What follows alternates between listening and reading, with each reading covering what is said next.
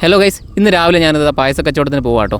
അങ്ങനെ ഞാൻ തിരുനെല്ലി ക്ഷേത്രത്തിലെത്തി. നമ്മുടെ പായസ കച്ചവടം തുടങ്ങിയിട്ടുണ്ട്. അങ്ങനെ നമ്മുടെ പായസ കച്ചവടം ഉഷാറായിട്ട് നടന്നുകൊണ്ടിരിക്കുക കേട്ടോ. ഇന്നൊരു ശനിയാഴ്ചയും കൂടിയാണ്. ഇന്ന് ഞാൻ ഒരു പാത്രം പായസം മാത്രമേ എടുത്തിട്ടുണ്ടായിരുന്നുള്ളൂ. പക്ഷേ അതിനുള്ള ജനങ്ങളുണ്ടായിരുന്നു കേട്ടോ. ഒന്ന് നമ്മുടെ പായസം പെട്ടെന്ന് തന്നെ തീർന്നിട്ടുണ്ട്. ഇവരായിരുന്നു കേട്ടോ നമ്മുടെ അവസാനത്തെ കസ്റ്റമർ. അങ്ങനെ ഞാൻ സുരേന്ദ്രൻ എടുക്കുന്നത് കുറച്ച് പഴുത്ത സപ്പോർട്ട വാങ്ങിയിട്ടുണ്ട്. വീട്ടിലേക്കാണ്. ക്യാഷ് കൊടുക്കുന്ന പരിപാടിയൊന്നുമില്ല കേട്ടോ. അങ്ങനത്തെ നല്ല കാര്യങ്ങളൊന്നും ഞാൻ ചെയ്യാറില്ല. അവിടെ നിന്ന് നേരെ ഞാൻ വീട്ടിലേക്ക് പോകാതെ നമ്മുടെ പിള്ളേരെടുത്ത് സാധനം കൊടുത്തു വിട്ട് അവരെയും കൂട്ടി നേരെ മാനന്തവാടിയിലേക്ക്. കാറിന് എന്തൊക്കെയോ ചെറിയ പ്രശ്നങ്ങളുണ്ട്, കാണിക്കാമെന്നതാണ്. പക്ഷേ ഇവിടെ വന്നപ്പോൾ ഒരു കുഴപ്പമില്ല കേട്ടോ. അവിടെ നിന്ന് അങ്ങനെ മെക്കാനിക്കിനെയും കൂട്ടിയിട്ട് പോയിട്ട് ഓരോ ജ്യൂസും കുടിപ്പിച്ച് നേരെ അവിടെ നിന്ന് പിരിഞ്ഞു കേട്ടോ. കാറിൽ AC ഇടാൻ മടി കാരണം അവിടുത്തെ ഒരു തുണി ഷോപ്പിൽ കയറിയിട്ട് AC തണുപ്പും കൊണ്ടിരുന്നു കേട്ടോ. അങ്ങനെ അവർക്കൊരു കച്ചവടം കൊടുത്തേക്കാന്ന് കരുതി അവിടെ നിന്ന് കുറച്ച് ഡ്രസ്സും കാര്യങ്ങളൊക്കെ പർച്ചേസ് ചെയ്തു കേട്ടോ. സംഭവം അടിപൊളിയായിരുന്നു. എനിക്ക് ഇഷ്ടപ്പെട്ട ഡ്രസ്സൊക്കെ ഞാനിതാ വാങ്ങിയിട്ടുണ്ട്. അങ്ങനെ എൻ്റെ പേയ്മെൻറ്റും കാര്യങ്ങളൊക്കെ ചെയ്തതിന് ശേഷം നേരെ വീണ്ടും ചൂടിലേക്ക്. നല്ല വിശപ്പ് കാരണം ഉച്ചഭക്ഷണം ഒരു 3 മണിക്കാട്ടോ ഞങ്ങൾ കഴിക്കുന്നത്. നല്ല പൊരിച്ച മീനൊക്കെ ഉണ്ടായിരുന്നു കേട്ടോ. എന്നാലും ഞങ്ങൾ ബീഫാട്ടോ മേടിച്ചത്.